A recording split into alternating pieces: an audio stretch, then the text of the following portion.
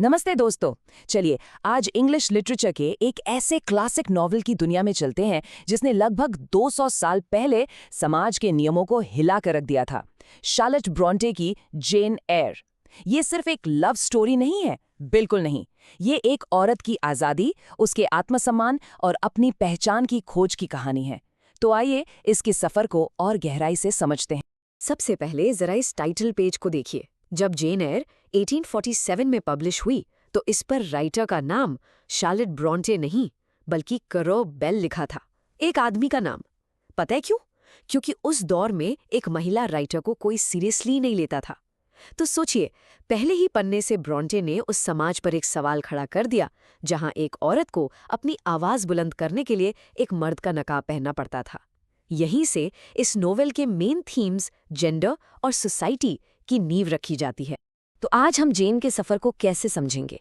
हम शुरू करेंगे उसकी विद्रोही आवाज़ से, फिर देखेंगे उसके बचपन की मुश्किलों को, उसके बाद थॉर्नफील्ड हॉल में उसके प्यार और सपनों की कहानी, फिर आएगा उसकी ज़िंदगी का सबसे बड़ा इम्तिहान, और आखिर में हम देखेंगे कि कैसे वो सब कुछ हासिल करके एक आज़ाद औरत की तरह अपने ज़िंदगी का फैसला खुद लेती है। तो चलिए शुरू करते हैं इस किताब की सबसे खास बात से, इसकी विद्रोही आवाज़। ये किताब ना सिर्फ अपनी कहानी से बल्कि अपने कवर पेज से ही विक्टोरियन सोसाइटी के खोखले नियमों को चुनौती दे रही थी। और इसकी शुरुआत हुई उस नाम से, करर बेल। ब्रॉन्टे ने इसके सेकंड एडिशन में साफ साफ लिखा था, conventionality is not morality, self righteousness is not religion. इसका मतलब क्या है? आसान भाषा में सिर्फ रिवाजों को मान लेना अच्छा इंसान नहीं बना देता, और खुद को सबसे बड़ा धार्मिक कहना ही धर्म नहीं है। ये एक डायरेक्ट अटैक था उस जमाने के पाखंड पर, जो हमें मिसेस रीड और मिस्टर ब्रोकलहर्स्ट जैसे कैरेक्टर्स में साफ दिखता है। तो सवाल ये उठता है कि ये पाखंड और अन्याय जेन ने सबसे पहले कहाँ झेला? जवाब है, अपने ही घर में, अपने बचपन में। अब हम उस दौर में चलेंगे जहां जेन के अंदर इस अन्याय के खिलाफ लड़ने का जज्बा पैदा हुआ। तो जेन की कहानी शुरू होती है एक अनाथ बच्ची के रूप में, जो अपनी जालिम मौसी मिसेस रीड के घर में एक बोझ की तरह रहती है। और जब वो अपने कजिन के जुल्म के खिलाफ आवाज उठाती है तो क्या होता है? सजा भी उसे ही मिलती है। फिर उसे लोवुड स्कूल भेज दिया जाता है, एक ऐसी जगह जहां धर्म के नाम पर बच्चों पर जुल्म होता है। यही वो एक्सपीरियंसेस थे जिन्होंने जेन के अंदर इंसाफ और अपनेपन की एक ऐसी आग जलाई जो कभी बुझी नहीं। ये लाइन सुनिए, मेरे कोई माता पिता, भाई या बहन नहीं है। कितनी सिंपल सी लाइन है ना? लेकिन इसके पीछे का दर्द सोचिए। ये सिर्फ एक फैक्ट नहीं है दोस्तों, ये उस गहरे अकेलेपन की पुकार है जिसे भरने के लिए जान पूरी जिंदगी सच्चे रिश्तों की तलाश करती है। लोवुड के मुश्किल सालों के बाद आखिरकार जेन की लाइफ में एक नया चैप्टर शुरू होता है। वो थॉर्नफील्ड हॉल में एक गवर्नेस यानी एक टीचर बनती है। और ये सिर्फ एक नौकरी नहीं थी, ये उसकी आज़ादी की तरफ पहली सीढ़ी थी, जहां वो पहली बार अपने पैरों पर खड़ी थी। लेकिन थॉर्नफील्ड में भी जेन की रूह कैद थी। वो कहती है, मैं चाहती थी कि मेरी नज़र इन दीवारों के पार जा सके, उस दुनिया तक जिसके बारे में सिर्फ सुना था, कभी देखा नहीं। इसका मतलब साफ है, वो और जानना चाहती थी और देखना चाहती थी। और याद रखिए, ये उस दौर की बात है जब औरतों से बस घर और बच्चे संभालने की उम्मीद की जाती थी। एक्सपीरियंस की ऐसी भूख अपने आप में एक क्रांति थी। और फिर थॉर्नफील्ड में एंट्री होती है घर के मालिक की, एक अजीब, गुस्से वाले और रहस्यमयी इंसान, मिस्टर रॉचेस्टर। उनका रिश्ता टिपिकल हीरो हीरोइन जैसा नहीं था। ये लुक्स या पैसों का नहीं, बल्कि दो दिमागों का कनेक्शन था, एक इंटेलेक्चुअल इक्वालिटी, जहां दोनों एक दूसरे को चैलेंज करते थे। सब कुछ ठीक चल रहा था, है ना? जेन को प्यार मिल रहा था, रिस्पेक्ट मिल रही थी। लेकिन कहानी में ट्विस्ट तो आना ही था। अब जेन की जिंदगी का सबसे बड़ा इम्तिहान होने वाला था। एक तरफ था उसका जुनून, उसका प्यार, और दूसरी तरफ थे उसके उसूल, उसकी मोरालिटी। तो शादी का दिन आ गया।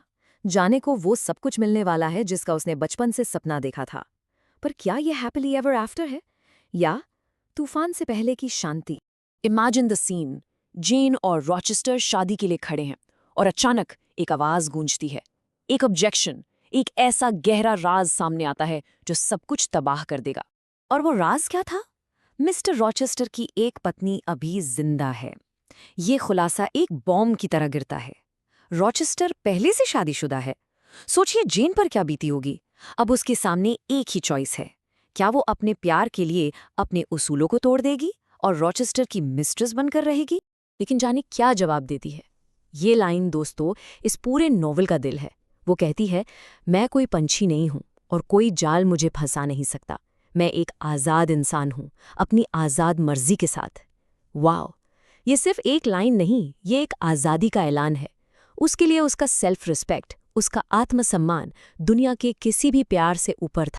तो जेन अपने उसूलों को चुनती है और थॉर्नफील्ड छोड़ देती है, बिल्कुल अकेली, बिना एक पैसे के। वो सड़कों पर आ जाती है, लेकिन यहां से उसकी हार नहीं, उसकी असली आज़ादी का सफ़र शुरू होता है। और फिर किस्मत पलटती है।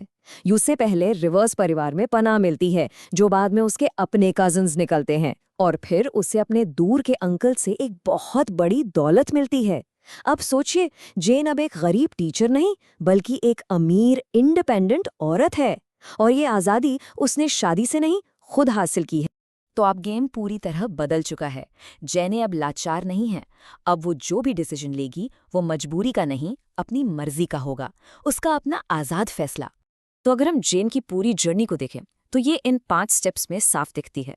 पहले उसने जुल्म सहना सीखा, फिर एक्सपीरियंस की तलाश की, जब वक्त आया तो अपने उसूलों पर अडिग रही, जिससे उसे मिली आज़ादी, और आखिर में इसी आज़ादी के साथ उसने पार्टनरशिप चुनी, मजबूरी नहीं।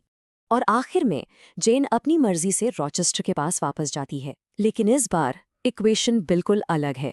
वो अब एक डिपेंडेंट गवर्नेस नहीं, बल्कि एक वेल्दी और इंडिपेंडेंट वुमन है। और रॉचेस्टर भी बदल चुका है। उनका मिलन अब एक मालिक और नौकर का नहीं, बल्कि 2 बराबर इंसानों का है। तो यहाँ एक बड़ा सवाल उठता है, एक लगभग 200 साल पुरानी कहानी, एक सिंपल सी गवर्नेंस की, आज भी इतनी रेलेवेंट, इतनी रेवोल्यूशनरी क्यों लगती है? शायद इसलिए क्योंकि सेल्फ रिस्पेक्ट, इक्वालिटी और अपनी मर्जी से जीने की लड़ाई आज भी जारी है। तो ये था हमारा डीप डाइव जेन एयर में। उम्मीद है आपको ये एनालिसिस पसंद आया होगा। ऐसे ही और लिटरेरी कंटेंट के लिए सब्सक्राइब करना ना भूलें। धन्यवाद।